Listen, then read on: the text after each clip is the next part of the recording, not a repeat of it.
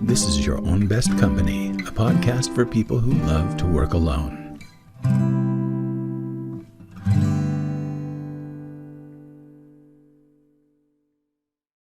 Hello, everybody. Franklin Taggart here, and this is Your Own Best Company, a podcast for people who love working alone.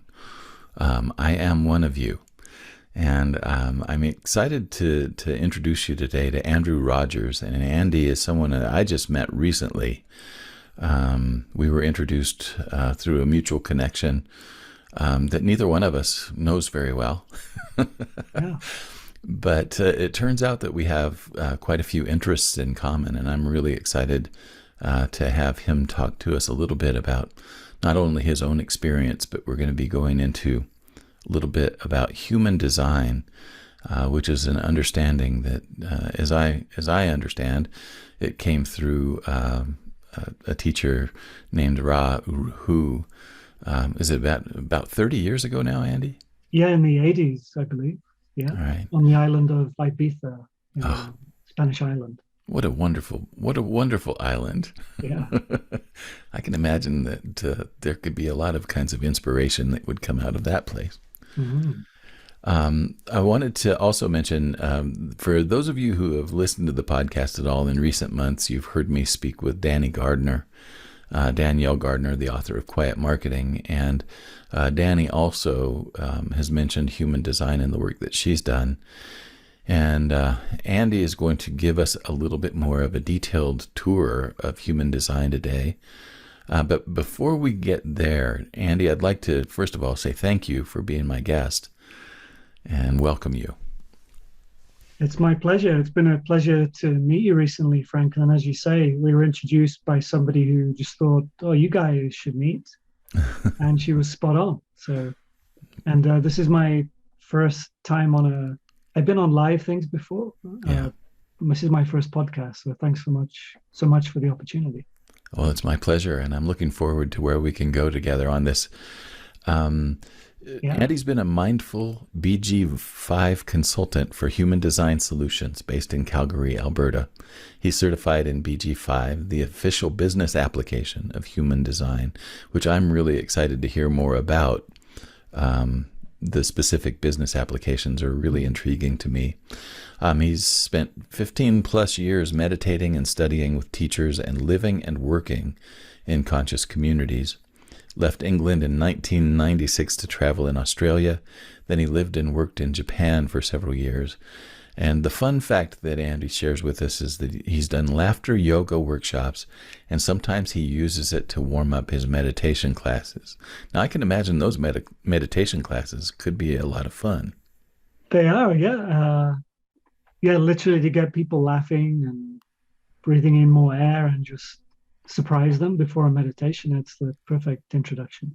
Yeah, I don't generally associate meditation classes with fun, but that sounds intriguing to me. Yeah, our mind isn't always that fun, right? So it's good to insert a little. And joy is one of the factors of awakening that needs to be present in the moment of awakening. So fake it till you make it. Why not? I'll go along with it. I'm there. Can you tell me a little bit, Andy? You've had a very interesting career path, and I know that we're going to go into a little bit about how human design has informed your decisions, especially in the last few years. Mm-hmm. But can you tell us a little bit about? I think, if I remember correctly, the other day you told me that you started out as an accountant. That's right. I was going to do English at university. That's always been my biggest interest. And then in England, you take exams in order to enter university. And it didn't go so well. So I couldn't get in where I hoped to. So the last minute I did accounting and finance. I got a top grade in economics. That's what got me in. And nearly dropped out. I didn't enjoy it. Wasn't where I was meant to be. And a good friend encouraged me to stick it out, like, get your degree, don't be silly, kind of. And I spent 5 years working as a management accountant. So not bookkeeping, but calculating the monthly profit and making reports and such. for a textile company. Um, yeah, and while sitting looking at numbers can be very blissful, Yeah. I like the analysis. After a while, wasn't very, it's like doing the same thing every month for Yeah. 5 years. Like, I don't know how many reports that adds up to, but and I kept doing other things to keep myself interested.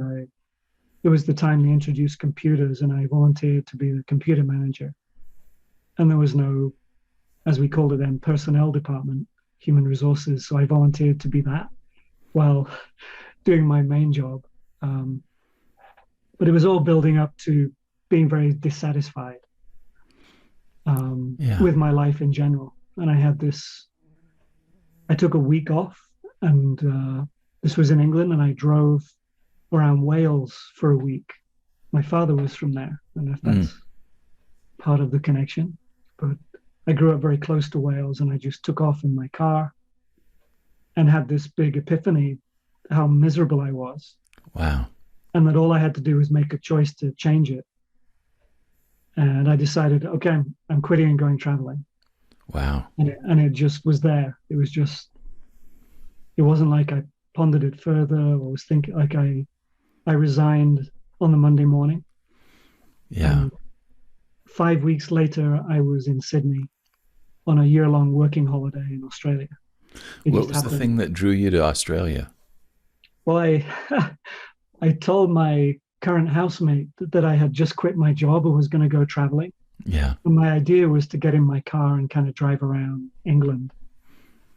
And he looked at me like I was a fool and said, if you're going to go that far, why don't you do something bigger? Like, my sister just came back from Australia. She spent a year backpacking and living and working there, and you can get a visa for that. So, and he was there for maybe 3 weeks. If Wow. he hadn't been there when I did that, um, my life would have been very different. So that is part of my human design. Those kind of serendipitous moments when Yeah. I initiate something, they start to fall into place, and the right people appear, or I'm the right person that appears for someone else. So the serendipity is a real part of your pattern then, your It, it strategy. it is, and once we get into it, you'll see that there are numbers in our human design body graph, and our design depends on which of those get lit up or not. And Okay. there is a gate or a trait called serendipity, and it's lit up 4 times in my chart. Oh, wow. Out of 26, 4 of those are in that gate. So. So what are some other ways that that has shown up in your life? You were in Australia for at least a year, it sounds like, Yeah, and then Japan for a certain amount of time. yeah. Um, Well, and then, Japan, for example, yeah. I was kind of thinking about it. I'd heard of people who'd been in Japan teaching English and then were doing a working holiday. So I thought, oh, maybe that's my next step. So I was going to do my thing of just getting on a plane. And then I was in a hostel in Brisbane. I was in Brisbane for 3 weeks. Okay.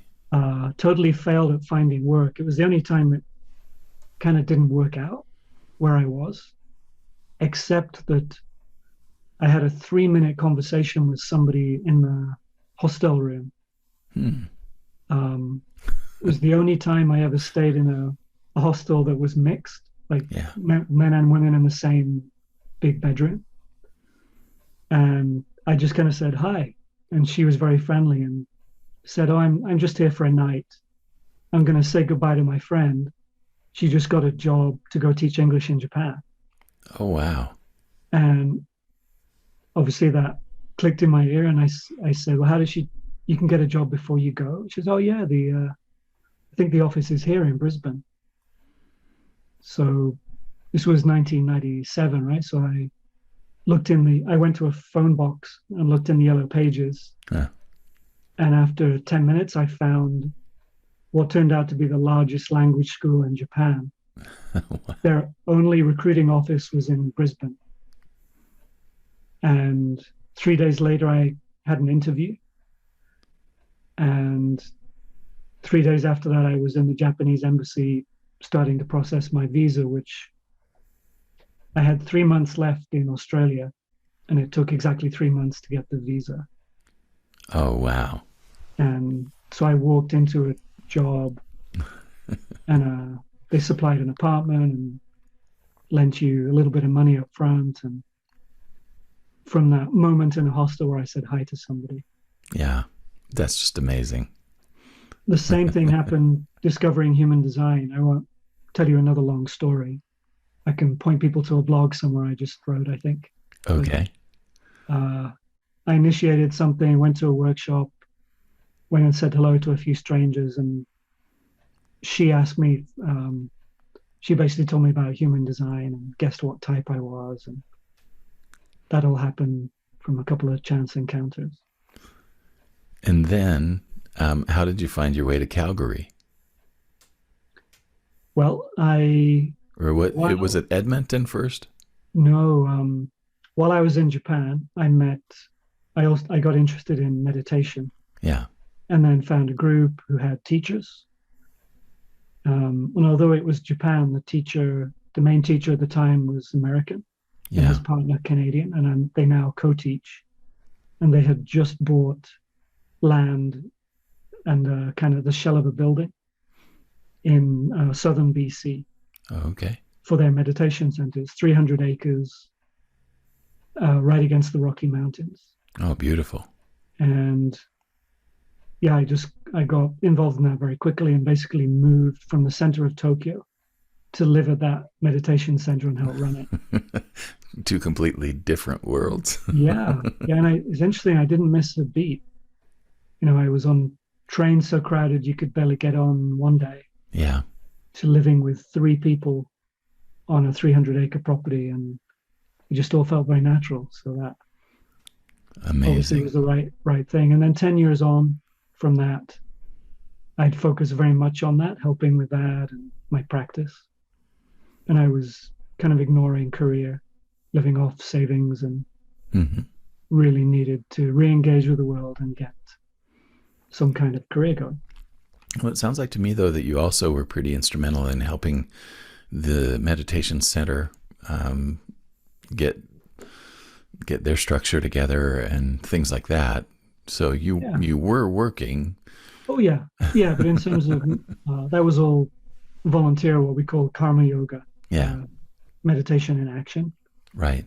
learning to be mindful in everything you do, and it's all service. So yeah, I played my part. I'm not sure I was a mover shaker, but Yeah. I was part of the glue and helped build.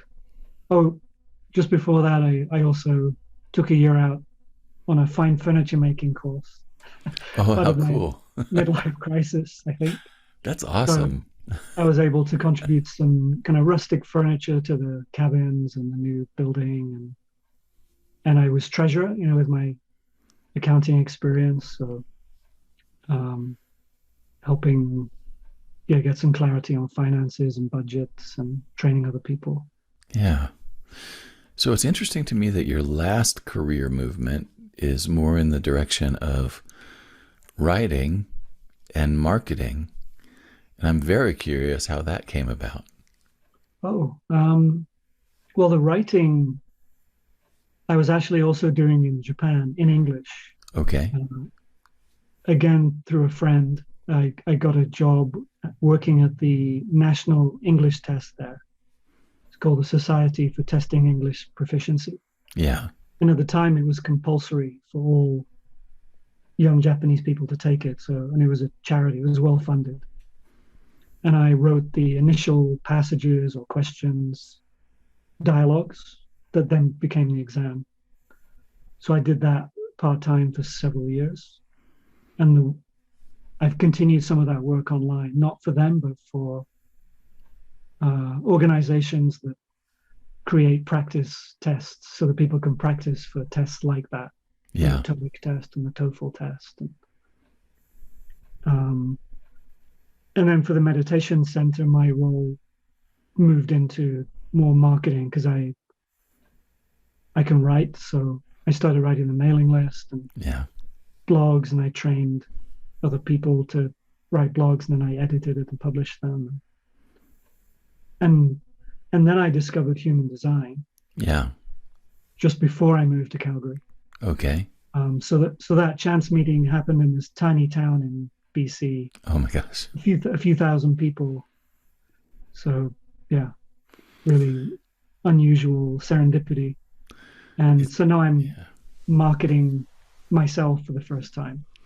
It's interesting to me how BC has attracted so many spiritual teachers. There must be a vortex there. Interestingly, yeah, in that area there are some ashrams. Hmm. There's a French-based society that was kind of based on the teacher led a lot of singing. Yeah. There's a spiritual community, and then Taizé, right? yeah, And then Salt Spring Island, I know there are two or three spiritual movements that have started or headquartered there. It's yeah, just amazing. it is. Yeah, So definitely a vortex of some kind. pretty fertile. Uh, So getting back to the human design, when you discovered human design, it sounds like to me that that was um, a real burst of self-awareness for you. And I'm curious about how that came about, that burst. I know that you were introduced by a friend that you had met, but I'm curious yeah, about how your study progressed to the point that you just had these realizations about yourself. yeah. I when she first introduced it, because I've done the Enneagram, I've looked at Myers-Briggs and got real interested, and she introduced it, and I kind of rolled my eyes and thought, yeah, I really don't need another typing system. Partly because with all of those, mostly and the business-based ones like DISC, and there's one where you have supporter, analyst, controller, Yeah. promoter. Yes. You'd always see me put me in a box that just got me frustrated. And that's what I assumed about this one. And it did. I looked at my type. Like in astrology, I'm a Leo. And Yeah. most people look at me and go, really? This is about as outgoing as I get. Well, not really. In presentations or in like presenting laughter yoga, I really surprise people. But Yeah. for the most part, I show up as a Cancer, which is my ascendant, if you know anything about that. Yeah. So I actually got angry. I kept dipping into it. After a couple of months, I started taking it seriously. I wasn't seeing that woman anymore, and I'd moved to Calgary, Yeah. trying to figure out career. And I didn't really recognize it at the time, but there was anger driving it Hmm. because there's this. I'm tired of these contradictions. Like every time something comes up, or every time I'm in a group, I always seem to hit this wall that comes from like I've got a block, or I don't understand myself, or I don't get why this isn't working. And that's what was coming up. And it turns out the keynote for my type in human design, Yeah. not living in alignment, the keynote is specifically anger. And it's different for your type, it's different for other types. But Yeah. I think um, frustration is mine. yeah, yes. Yeah. Does that resonate? Yes, it does. Oh, oh, a lifelong story. Right. So, I mean, it's been pointed out to me, my anger, like other people would at different times point out my anger, and I kind of felt hurt because, hey, I'm a nice guy, I'm a Cancer, like, but it was definitely there. Yeah. Um, and then there was something about human design that made me think, I think it's the mix of the left brain and the right, like you can see the body graph, Yeah.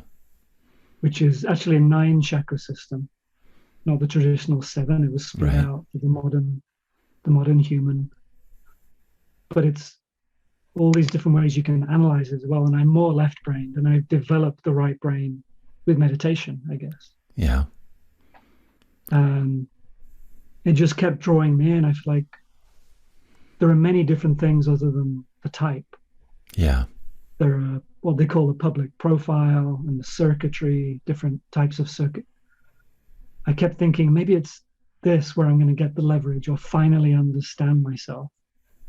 Yeah. It just seems like that you can get as deep or as complicated as you want with this. Yeah. And the other thing that really kind of stood out in our last conversation was that you talked about how appealing it was because of the analytical side of yourself, that you really appreciated the ability to analyze what results were there. I Yeah, appreciated that too. yeah, and the patterns there, Yeah, because a lot of the people I've been involved in the last 10 years were into astrology, which I had my initial resistance to as well. I was yeah, like, really? But it's so crazily accurate when you get into it personally. Um, so I had all of their birth data, which is what you need to get their human design. right. So I was able, as I was learning it, I'd read something about a different type and I'd think of this person and I'd look and I'd go, yeah. And I started to piece together interactions I had with the people, or what I had observed. They're so different than me. What is that? Yeah. And it just started to spark ideas and understandings and healing and like alignment. Okay, So I'm not crazy. That was meant to be this way or that way. some real deep self-acceptance then. Yeah, that's Yeah. it. It's acceptance, alignment, and yeah, just filled in gaps. I can't say it's told me anything my meditation teachers hadn't already told me, Yeah. but they may have said it 50 different ways with lots of patience, right? And Yeah. then human design just helped me fill in gaps of why I couldn't hear that, and Yeah. because I worked this way or that way. Yeah. Well, one of the things that has happened then since you've moved to Calgary is that you have been doing a lot of work with human design solutions and teaching the business aspects or the business applications of human design understanding. And you've also gotten very involved on LinkedIn. We're going to share Mhm. your LinkedIn link with everybody later in the program. But talk a little bit about that movement. Sure, thank you. Yeah, I mean, human design solutions is that's the name I coach under. So Yeah. I wanted to use the word human design, although the business application is actually called something different, BG5. Yeah. So that's where I consult or coach out of. And how did it happen? Yeah, of course, the first thing I did was try and make a website, my own website, without being at all clear what direction, like who is my ideal audience. There's Yeah. so many different types of analyses you can do. Um, Gosh, I don't think I can remember how I was on LinkedIn, but I just saw it as a big resume bank, and I wasn't Yeah. looking for a job. But I got back on there in, I guess, March of this year. It's 2022. If anyone's listening in the future, and it seemed like it was a very different place. And I was right. Like people are using it in very different ways. There's a content creator mode Yeah. for one thing, for people who copywriters or marketing people and anyone. It's moved a little bit more towards social media, Right. but it's more informational and useful, and from what I see, more positive and uplifting. You don't, there are trolls there. I hear, and I guess women still have trouble with people messaging them, but Yeah. for the most part, my feed is useful and interesting and positive, and you can start interacting with people. So that's the first thing the main thing I'm learning. I'm confident writing and putting my Yeah. stuff out there. I mean, I'm still figuring out how to say what I want to say, Right. but you've really got to interact with other people. Otherwise, you just post into nothing and nobody likes or comments. You need to reciprocate, Yeah. and then their friends or their connections see them liking the stuff or Yeah. introduce them. How would you Um, describe the community that you found there? Supportive, encouraging, reciprocative. Yeah. Um, there's lots of solopreneurs on there talking about being solopreneurs, people posting about being an introvert and supporting other introverts. There's people talking about the old way of selling, the new way of selling. Yeah. So really, um, yeah, connecting with the people that you resonate with. Yeah. I haven't just gone after people who I think might be customers. It's a balance of that, right? People Yeah. whose content you want to see and want to be interacting with.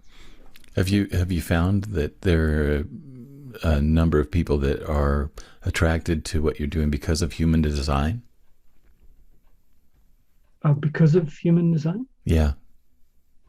Yeah, I mean that is what I post about, right? That Okay. is essentially I started posting pictures of the body graph. Yeah. Um, Honestly, Franklin, what I thought was I would post a picture of the body graph and a link saying, get your free, like, you want to know what yours looks like? Get your Yeah. free body graph here. And I actually questioned putting it out there because I didn't want to be flooded with requests. Yeah. This is what I thought. And of course, it wasn't like that at all. It's,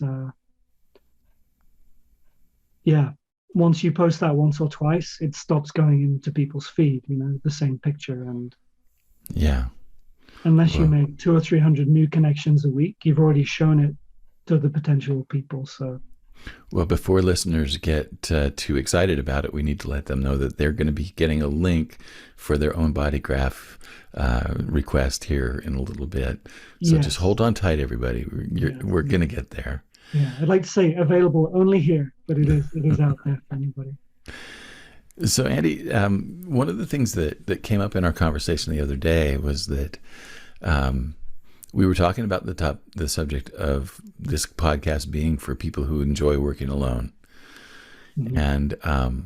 And one of the things that you brought up in our conversation was the fact that my graph would very likely support and explain that.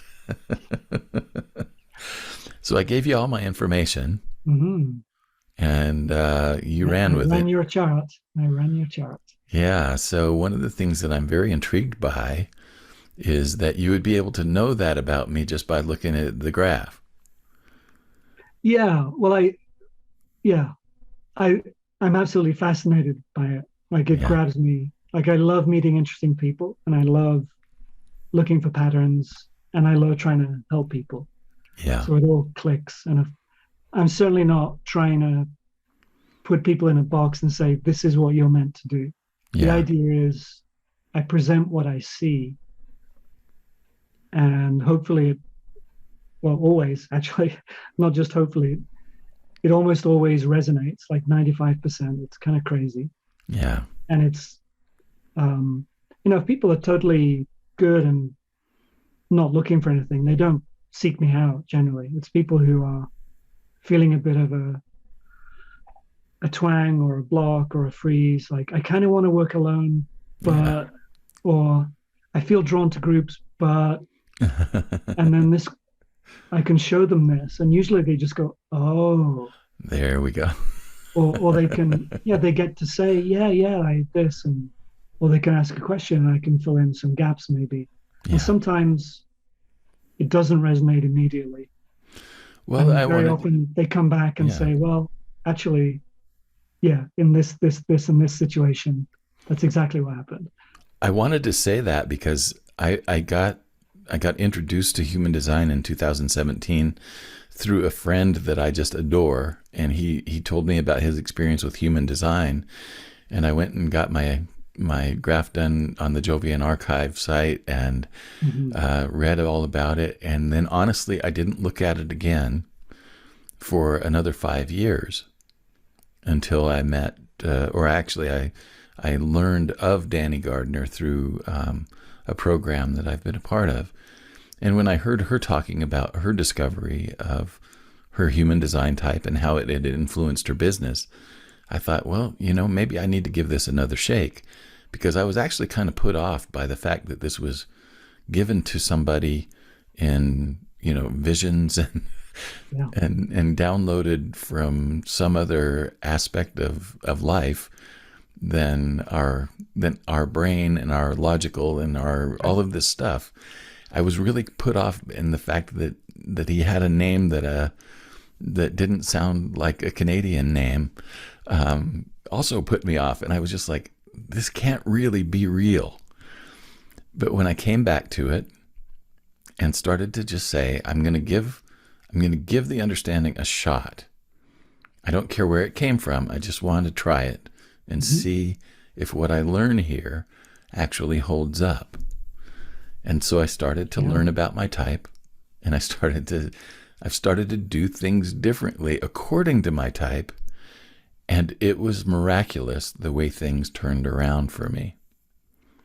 But all that said, I'd like to get into what you have to talk about, because I'd like to hear a little bit about how you see what's there.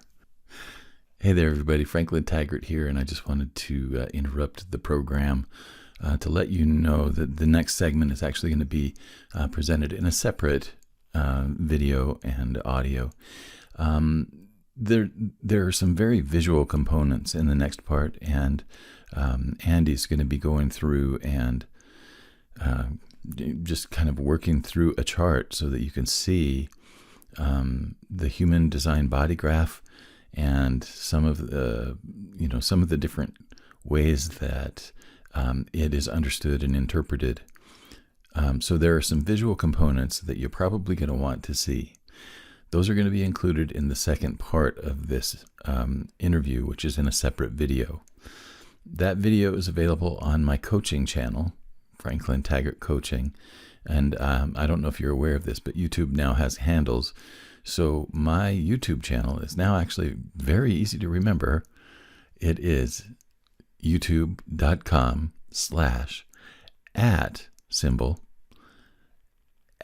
Franklin Taggart Coaching. Very easy, right? So again, youtube.com/@ Franklin Taggart Coaching. I would encourage you to go ahead and look at the video for this rather than try to listen to it on the podcast, because I do think that the visuals are going to help you understand a little bit about what Andy is talking about better.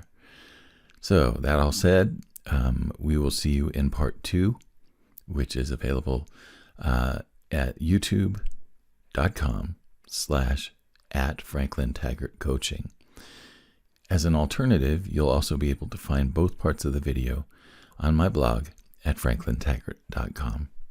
Thanks so much. Thanks for listening to Your Own Best Company. If you enjoyed the show, would you do me a favor and subscribe on YouTube, Spotify, Apple Podcasts, or your favorite podcast host? If you really love it, leave me a review or share it with your circles. If you feel like your career is reaching a dead end, or you're feeling a deep sense of dissatisfaction in your work right now, I help people discover their gifts and then find or create new opportunities that are the best fit for their talent, experience, and lifestyle. Email me at coaching@franklintaggart.com for more information.